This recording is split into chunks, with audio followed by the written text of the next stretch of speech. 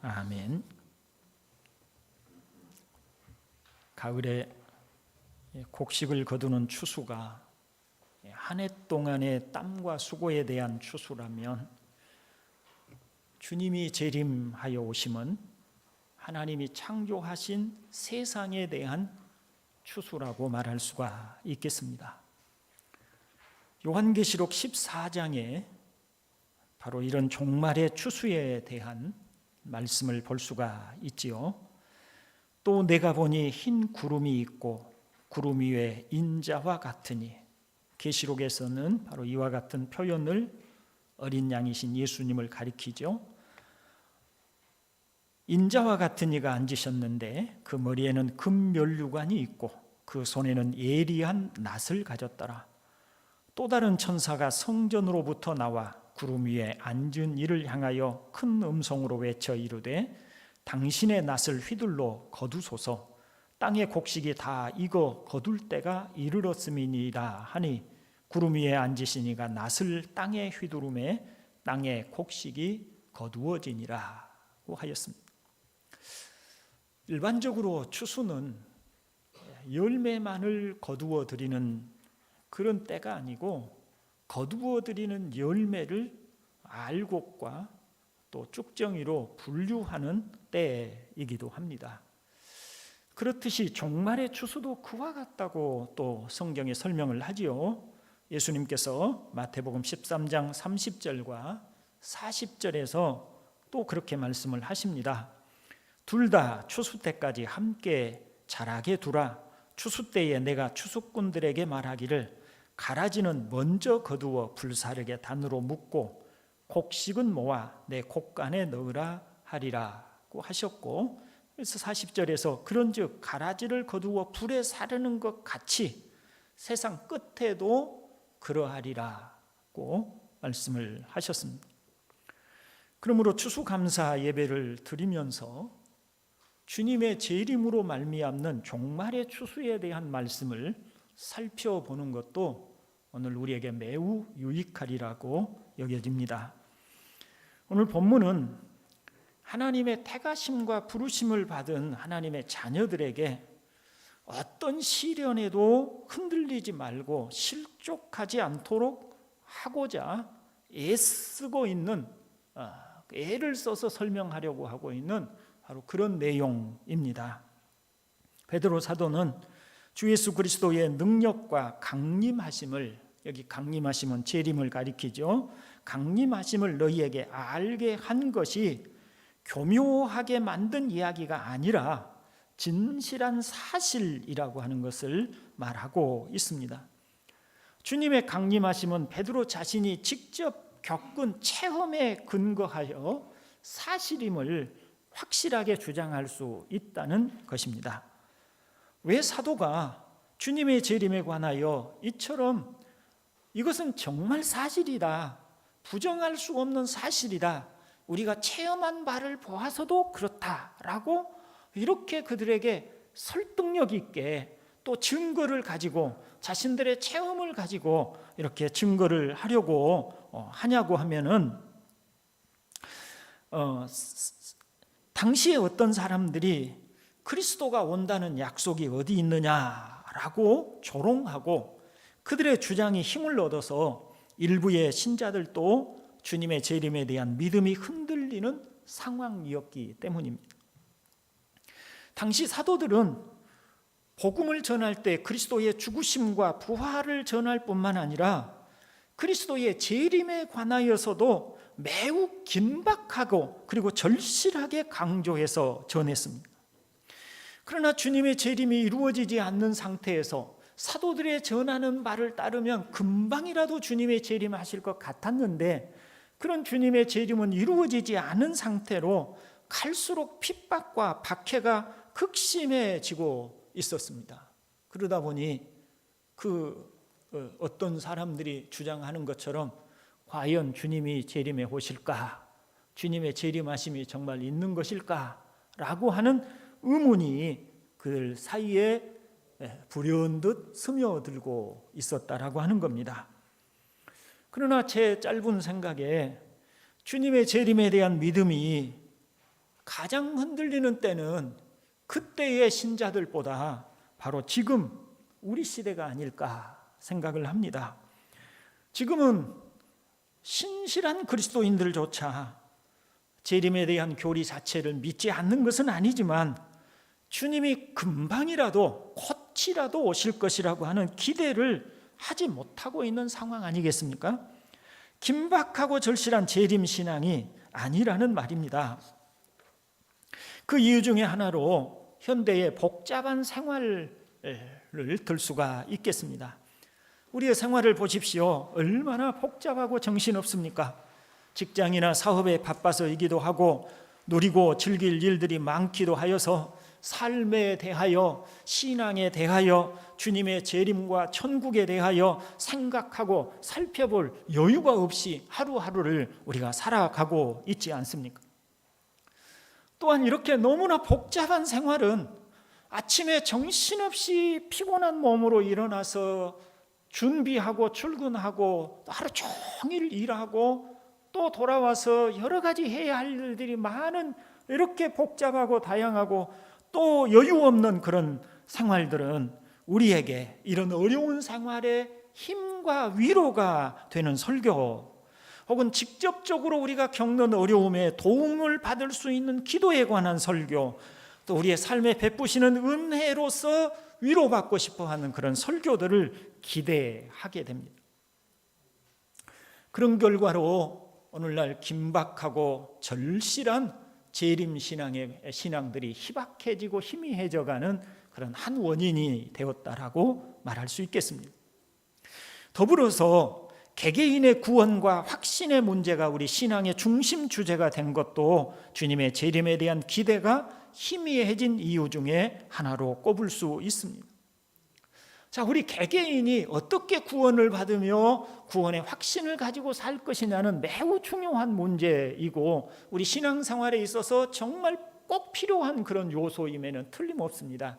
그런데 이 중요한 것임에도 불구하고 우리의 관심이 온통 내가 과연 구원을 받았느냐, 내가 구원을 받지 못했느냐, 이런 사실에 집중함으로 하나님께서 이루실 큰 구원의 경륜, 다시 말하면 우리 개개인에게 집중함으로 하나님이 하실 큰 일에 대한 그런 개념들이 점차로 희미해져 갔다는 것입니다. 우리는 하나님께서 세상을 창조하셨고 또 장차 재림하셔서 세상을 심판하시고 멸하시고 새 예루살렘과 새 땅을 이루어 가실 그 하나님의 크신 경륜과 계획에 대한 관심보다는 우리 자신에 대한 관심이 더더욱 많아져서 그런 일이야 어찌 되든지 내가 구원을 받기만 하면 되는 거 아니겠는가라고 이렇게 생각하는 그런 경향들도 있어서 이런 주님의 재림에 관한 신앙들이 교회 안에서조차 매우 희미해지고 희박해지고 또 그런 틈을 타서 잘못된 재림 신앙을 전파하는 사람들 때문에 더더욱 주님의 재림에 대한 올바른 기대를 하지 못하고 있는 형편 중에 있다고 할 수 있겠습니다. 사랑하는 형제 여러분, 주님이 다시 오신다는 약속을 하시고 하늘로 가신 지 2000년이 흘렀습니다. 또한 현대 사회는 주님의 재림과 같은 진리보다 훨씬 더 우리의 관심을 끄는 것들이 다양하고 많습니다. 현대인들은 세상에서 어떻게 잘 살 것인가에 대부분의 관심과 마음을 두고 살아가지 재림과 내세에 관하여는 큰 관심이 없습니다. 그래도 괜찮은 걸까요? 결코 그렇지 않습니다. 그 이유는 주님이 부자와 나사로의 이야기에서 하신 말씀처럼 날마다 잔치를 열고 파티를 벌이며 삶을 즐기고 인생의 낙을 누리는 데만 관심을 가지고 살았던 부자가 어느 날 불현듯 죽어 다시는 되돌아올 수 없는 그런 크나큰 후에 지옥에 떨어져서야 비로소 크게 후회하였던 그런 것과 같이 우리 또한 관심 없이 준비 없이 살다가 그런 결과를 맞이할 수 있기 때문입니다. 또한 하나님의 약속은 얼마든지 그리스도 안에서 예가 된다고 하였습니다. 예가 된다는 말은 아멘이 된다는 말입니다. 하나님께서 하신 모든 약속은 반드시 아멘 이루어지게 된다는 것입니다. 재림을 약속을 하셨지만 아니요 라고 하여서 재림은 없다고 하거나 혹은 연기되었다고 하지 않습니다. 만일 주님이 재림하시지 않는다면 성경이 하나님의 말씀이 아니거나 하나님도 믿을 수 없는 분이 되는 것입니다. 진실하지 못한 분이 된다는 것입니다. 주님은 반드시 재림하십니다. 왜냐하면 신실하신 하나님, 한 번 약속하신 바는 수백 년의 세월이 흐르고 수천 년의 세월이 흘러도 반드시 이루시고야만은 하나님께서 하신 약속이기 때문입니다. 사람들이 믿든 믿지 못하든 기다리든 기다리지 않든 주님은 재림하실 것입니다. 하나님이 그렇게 정하셨고 그렇게 말씀하셨기 때문입니다. 환난과 시련으로 인하여 믿음이 흔들리고 주님이 재림하신다는 말씀도 믿지 않으려고 하는 신자들에게 베드로는 무엇을 말하고 싶어 하는 걸까요? 오늘 본문은 변화산에서의 경험을 이야기하고 있습니다. 어느 날 예수님께서 베드로와 야고보와 요한을 데리시고 높은 산에 올라가셨습니다. 그 산이 어떤 산인지 정확하게 말하고 있지는 않지만 사람들이 쉽게 오르지 못할 높은 산이었습니다. 그런데 산 정상에 올라가자마자 주님께서 극적으로 변화하셨습니다. 그 얼굴이 해와 같이 빛나고 주님이 입으신 옷은 빛과 같이 휘어졌습니다.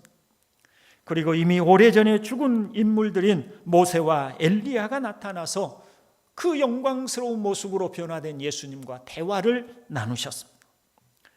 그리고 하늘에서 음성이 들렸다고 합니다. 이는 내 사랑하는 아들이요 내 기뻐하는 자니 너희는 그의 말을 들으라는 하나님의 음성이었습니다.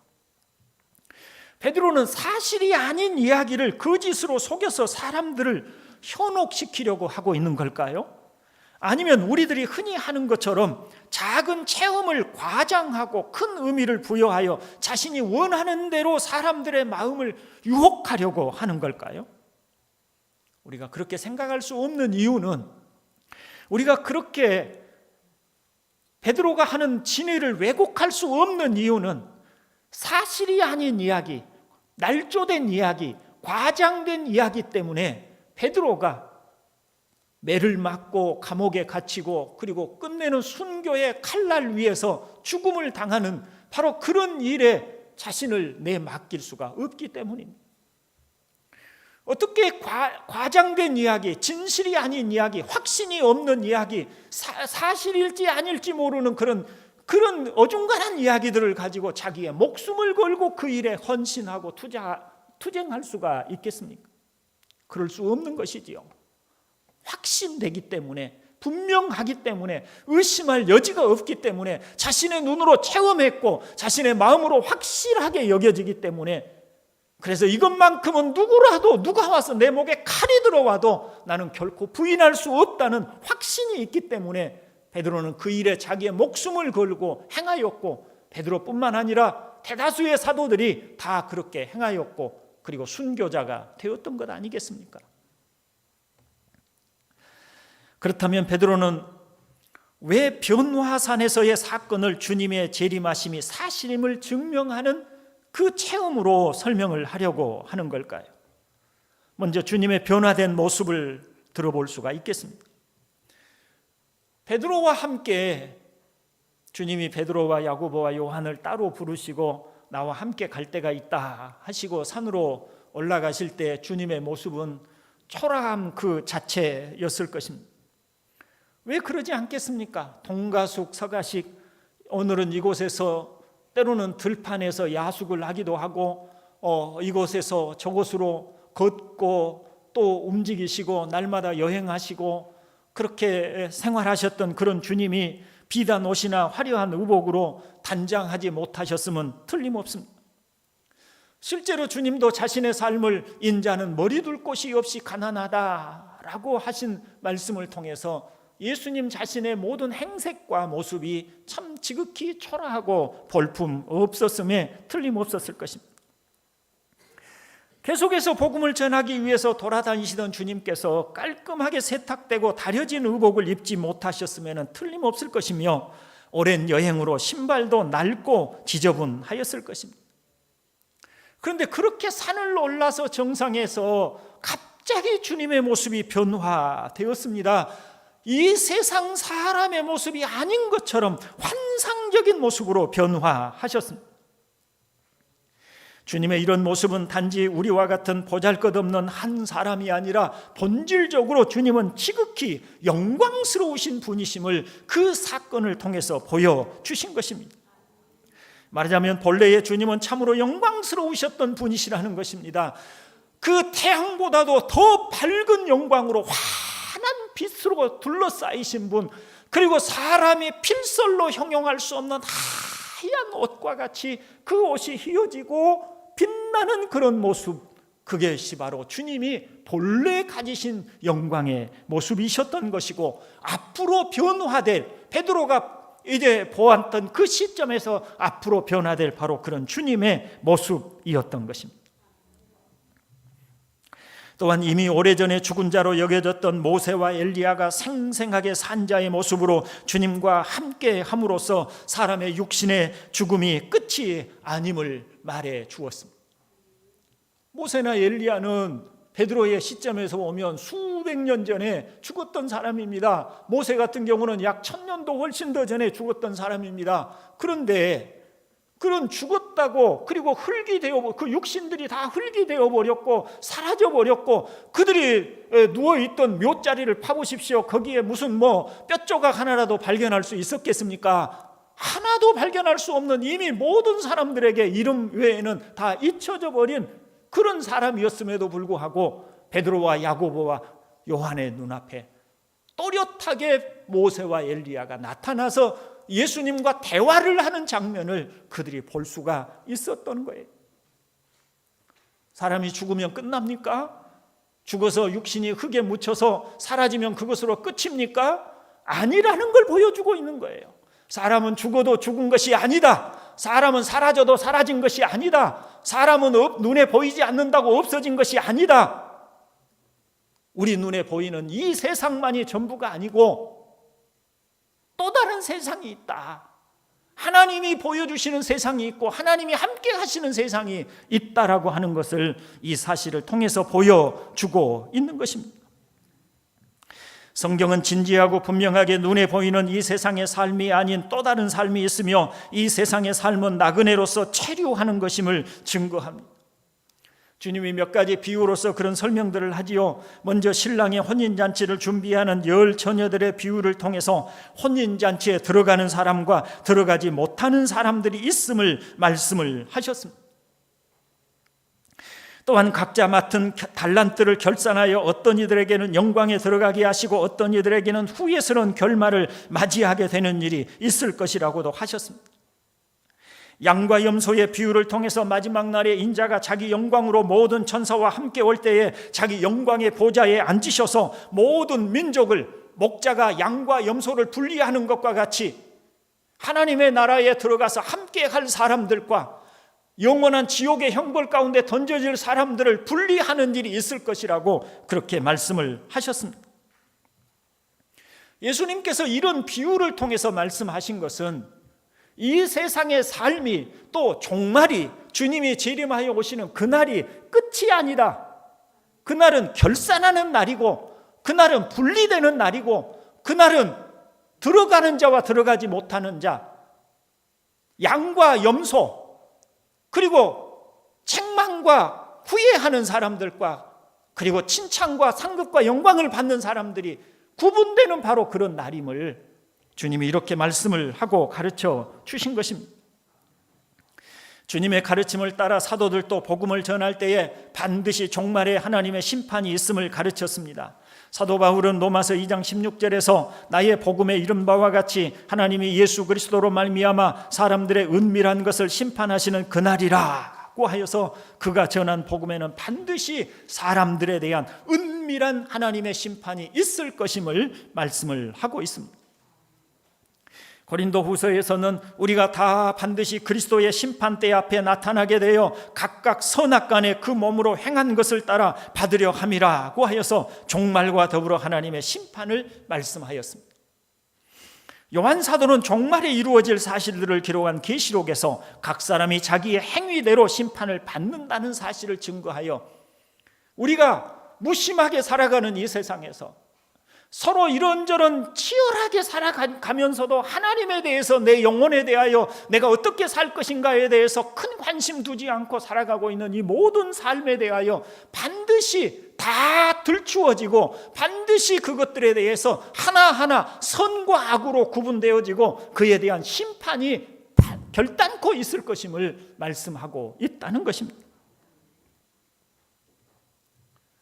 주 안에서 형제된 여러분, 주님이 재림하신다는 말씀은 우리가 사는 이 세상에서의 삶에 대한 최종적인 판단과 심판이 있음을 의미합니다. 성경은 조금도 주저하지 않고 주님이 재림하시는 일이 있으며 그 후에는 심판이 있다고 가르칩니다. 우리는 성경의 말씀을 믿든지 믿지 않든지 할 뿐인 것입니다. 만일 우리가 주님의 재림과 심판을 믿지 않고 산다면 주님의 말씀을 믿지 않음에 대한 심판을 면할 수 없을 것입니다. 주님의 재림과 심판을 믿으며 주님을 경외하는 자로 살고자 하는 간절한 소원을 가지고 살아가면서도 늘 시험에 들고 넘어지는 우리들의 모습을 보는데 믿지 않는 사람이 주님의 그런 자신의 삶에 대한 행위에 대한 심판이 있다는 사실을 받아들이지 않고 믿지 않고 그것을 생각하지 않고 살아가는 사람이 어떻게 하나님의 뜻을 따라서 합당한 삶을 살 수가 있겠습니까? 여러분, 우리는 언제나 성경을 믿든지 믿지 않든지 두 가지 중에 하나를 선택해야만 하는 사람들입니다. 우리 눈에 보이는 현실과 사람들의 말이나 과학이 주장하는 것들이나 삶을 대하는 사람들의 태도는 성경의 진리를 믿지 않도록 유혹하고 시험합니다. 우리는 그런 불신 속에서, 불신을 조장하고 있는 속에서 우리가 살아가고 있어요. 사람들이 살아가는 삶을 보십시오. 그들이 어찌 자신들의 하는 말 한마디, 하는 행위 하나하나가 반드시 하나님의 심판을 받을 것이라는 생각을 하고 살아가고 있습니까? 아무도 그런 생각하지 않고 무심코 말을 내뱉고 무심코 행동하고 살아가고 있습니다. 사람들을 보십시오. 과학이나 여러 가지 것들을 들어서 우리들의 말을 반박합니다. 천국이 어디 있냐, 지옥이 어디 있냐, 이 세상의 삶에서 살다가 죽으면 그것으로 끝이라고 사람들은 그렇게 주장하고 말을 하는 바로 그런 세상 속에서, 그런 사람들 속에서, 그런 주장들 속에서 그렇게 아우성치고 있는 사람들 속에서 우리가 살면서 우리가 재림에 대해서 말하고 심판에 대해서 말하고 하나님의 그 천국과 지옥에 대해서 말하면 우리를 향해서 조롱하고 비웃는 그런 세상 속에서 우리가 지금 현재 살아가고 있다는 것입니다. 그런데 성경만은 우리에게 분명하고 확실하게 사람들이 다 뭐라고 해도, 사람들이 다 어떻게 주장하고 어떻게 우리의 말을 비웃을지라도 성경만은 분명하게 주님이 재림하시는 일이 있고 우리의 말과 행위에 대한 모든 일에 대한 심판이 있고 천국과 지옥이 있음을 아주 분명하고 확실하게 부정할 수 없도록 곳곳에서 말씀하고 있습니다. 그러므로 사람들은 직접적으로 하나님과 성경을 부인하든지 간접적으로 하나님과 성경의 말씀에 대해서 무관심함으로 부정하든지 하려 하지만 성경의 진리를 부정한다는 것은 하나님의 심판도 내세의 영생도 부정한다는 것을 알아야만 할 것입니다.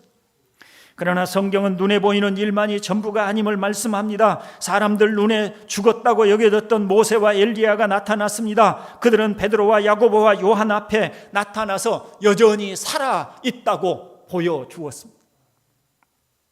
더구나 그들의 모습은 지극히 영광스럽기까지 했습니다.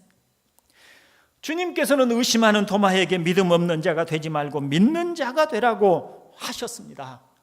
저와 여러분도 바로 성경을 진리로 믿는 우리 모두가 되기를 주의 이름으로 축원을 드립니다.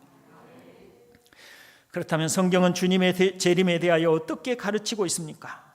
먼저 주님은 인격적으로 그리고 육체로 다시 오신다고 합니다. 예수님은 이 땅에 오실 때 어린 아기로 오셨습니다. 이제 막 태어난 아기를 보셨나요? 꼬물꼬물하고 울음소리를 터뜨리고 그리고 엄마 젖을 빨아먹는 그런 아기. 예수님의 모습은 딱 그 모습으로 오셨습니다. 우리와 똑같은 사람, 어린 아기로 오셨습니다.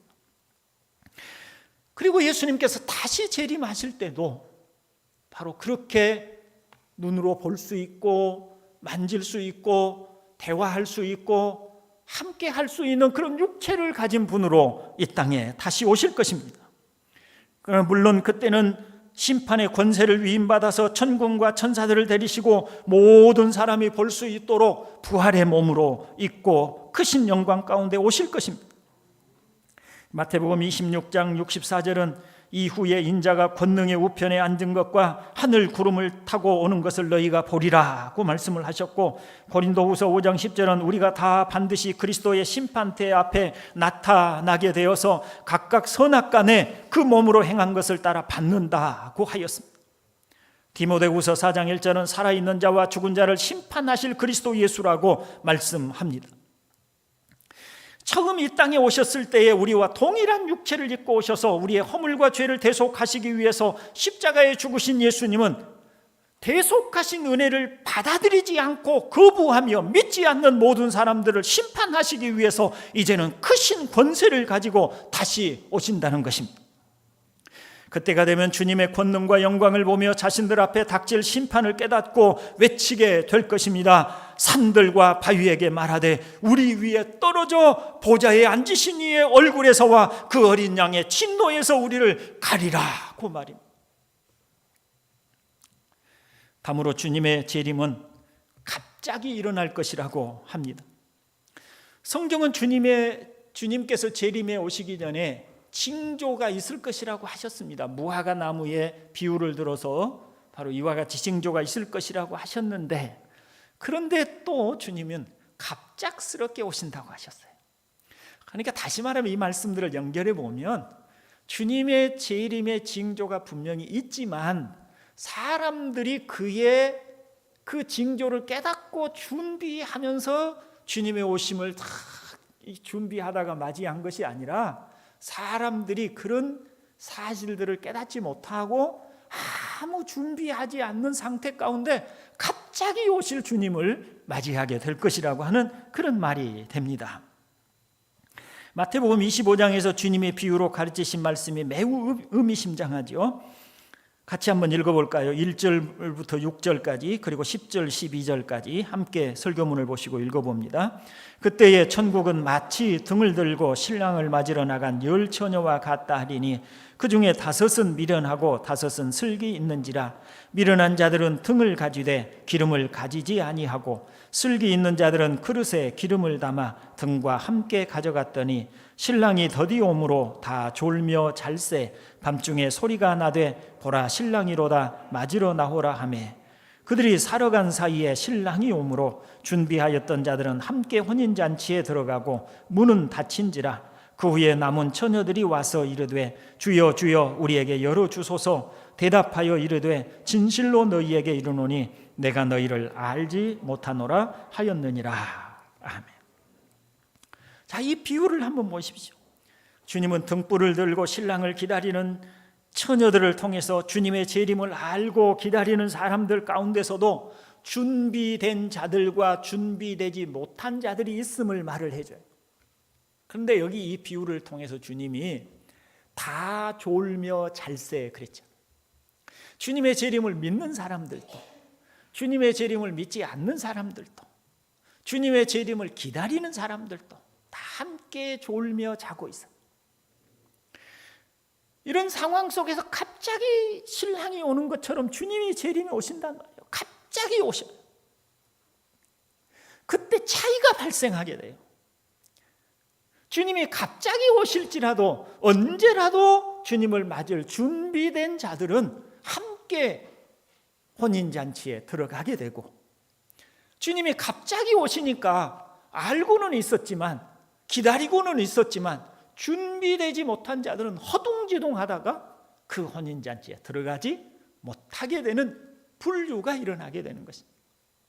저는 이 분류는, 이 혼인잔치 비유를 가지고 주님이 하신 이 분류는 불신자들과 믿는 자들 사이에서의 이야기를, 구분을 가지고 얘기를 한 것이 아니고 믿는다고 교회 안에 있는 사람들을 대상으로 하는 비유라고 생각을 해요. 우리 모두가 다 주님이 재림하신다는 사실을 알고 있습니다. 믿고 있습니다. 다 받아들입니다. 그러기에 교회를 다니겠죠. 그러나 이 중에는 정말 준비된 마음으로 언제 주님이 오실지라도, 어느 날에 갑작스럽게 주님이 오실지라도 곧바로 준비해서 주님을 영접할 수 있는 준비된 자와, 생활이 게을러지고 또 주님의 재림하심에 대한 어떤 준비도 갖추지 못하고 있다가 갑자기 주님이 오실 때 허둥지둥하면서 어찌할 바를 모르는 사람들이 우리 교회 안에 있으리라고 생각을 합니다. 이런 사람들에 대한 분류가 일어난다는 거예요. 어쨌든 이 말씀을 통해서, 이 비유를 통해서 주님이 우리에게 설명하시는 것은, 주님의 재림은 우리가 생각지 않은 때 갑자기 기다리다가 졸며 자고 있는 바로 그것처럼, 그렇게 생각지 않는 갑작스러운 때에 결말을 맞이하게 되고 주님이 재림에 오신다고 말씀을 하고 있습니다. 그렇다면 주님이 재림하시는 목적은 무엇일까요? 주님이 재림하시는 목적은 이 세상의 일들을 종결하시고 세상의 시간들을 끝내기 위함입니다. 하나님이 세상을 창조하셨습니다. 그때부터 세상이 움직이기 시작했습니다. 마치 열차가 목적지를 향해서 이제 그 기관을, 엔진을 살리고 그리고 기어를 넣어서 열차가 이제 목적지를 향해서 서서히 출발을 하는 것과 같이, 그렇게 이 세상이 창조될 때 이 세상이라고 하는 열차가 출발을 합니다. 그러나 목적지 없이 열차가 계속 가는 것은 아닙니다.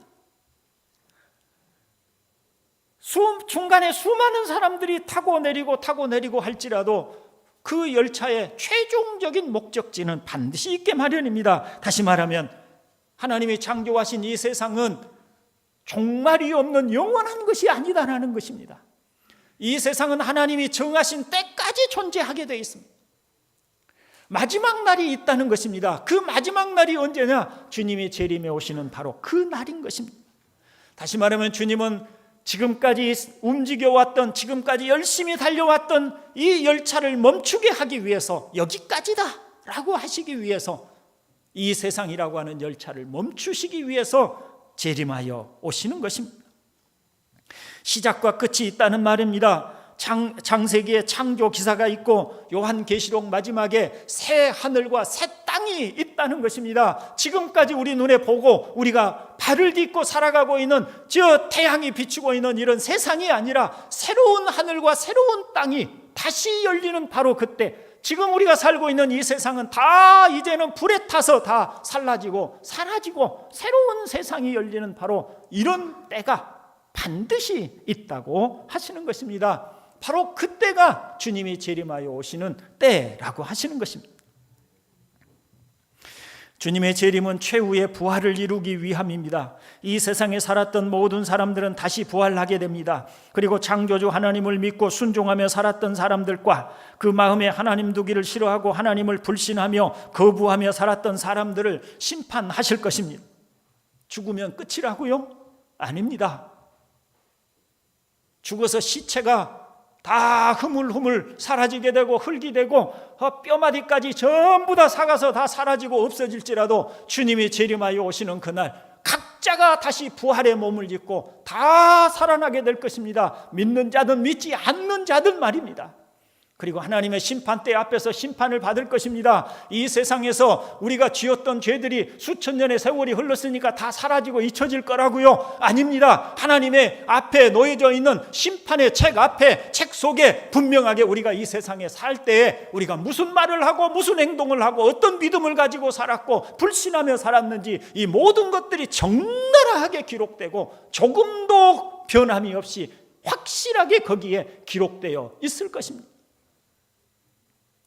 그리고 주님은 바로 그 생명책에 기록된, 바로 거기에 우리의 행위를 따라 기록된 그 모든 것들을 증거로 삼아서 그것을 따라서 우리를 심판하시게 될 것입니다. 하나님의 원수들인 마귀와 그를 따르는 자들과 하나님을 거부하고 그 마음에 하나님 두기를 싫어하고 하나님의 뜻을 무시하고 살았던 모든 사람들은 마귀와 그를 따르는 자를 위해서 예비된 지옥에 던져져서 영원토록 형벌을 받게 될 것입니다. 반면에 비록 죄가 있지만 예수 그리스도를 통해서 죄의 사함을 받고 하나님의 자녀가 된 사람들은 정죄를 받지 않고 지옥 형벌에서 구원을 받아 하나님과 함께 영원히 살아갈 천국으로 들어가게 될 줄로 믿습니다. 주 안에서 사랑하는 형제 여러분, 벽시가 뿌려지고 거기에 새순들이 싹이 나서 그리고 그것들을 못자리에서 이제 논으로 옮겨 심고 햇볕과 적절한 비를 맞으면서 벼가 자라나게 됩니다. 그리고 때가 되면 추수를 하여서 알곡은 창고에 들여지고 갈아지는 불에 태워집니다. 세상에 존재하는 모든 것은 이와 같이 시작이 있고 그리고 마지막 결말이 있습니다. 학교에 입학하는 때가 있으면 졸업하는 때가 있고 태어나는 순간이 있으면 죽는 때가 있듯이 말입니다. 지금 우리가 보는 세상도 영원한 것이 아닙니다. 마지막 사라지는 때가 있습니다. 아십니까? 마귀는 어떻게 하든지 우리를 미혹하여 하나님을 알지 못하도록 하고 종말과 심판을 믿지 못하도록 하려 합니다.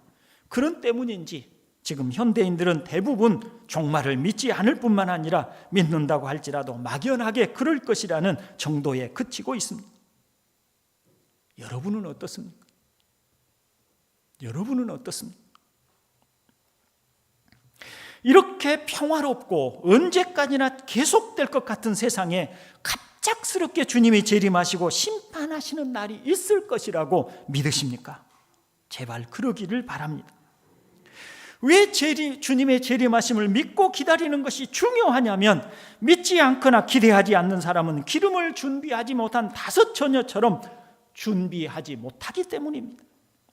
반면에 주님의 재림을 믿고 기다리는 사람은 잘 준비하여 갑작스럽게 주님이 오실지라도 주여 어서 오시옵소서 라고 환영하고 그리고 주님을 맞이하게 되는 것입니다. 알곡으로 준비되는 사람인 것입니다. 마지막으로 말씀드립니다. 주님이 재림하시고 심판하신다는 진리는 교묘하게 꾸며진 이야기가 아닙니다. 베드로 자신이 눈으로 목격했고 바라봤고 경험했고 체험해서 이건 분명한 사실이야 라고 말하는 것임을 믿으시기를 주의 이름으로 축원을 드립니다. 자비로우신 아버지 하나님, 감사합니다. 추수감사주의를 통하여서 참으로 무심하게 살아가던 우리에게 주님이 재림하시는 날이 있음을 다시 상기시켜 주시고 우리 주님께서 결단코 이 세상을 끝내시고 새로운 하늘과 새 땅을 열어가실 그 날이 있음을, 그리고 우리가 이 세상에 사는 삶이 그저 지나간 세월처럼 우리 기억 속에 사라지는 것처럼 그렇게 사라지고 없어지는 것이 아니라 우리는 잊을지라도 하나님 앞에 우리의 행위를 기록한 모든 그 일들을 기록한 책들 속에 낱낱이 기록되어 있고 우리의 행적과 우리의 말과 우리 마음의 생각까지 다 기록되어 있음을 다시 상기시켜 주시니 감사합니다. 주님의 오심을 믿고 하나님 아버지의 말씀을 진리로 믿음으로 그날을 준비하는 저희 되기를 원합니다. 우리 동산교회 교우들이 성령으로 말미암아 참으로 주님을 준비하는 저희들 되게 하여 주시옵소서. 구주 예수 그리스도의 이름으로 기도드리옵나이다. 아멘. 광고사항을 몇 가지 말씀드립니다. 보시는 바와 같이 참 추수감사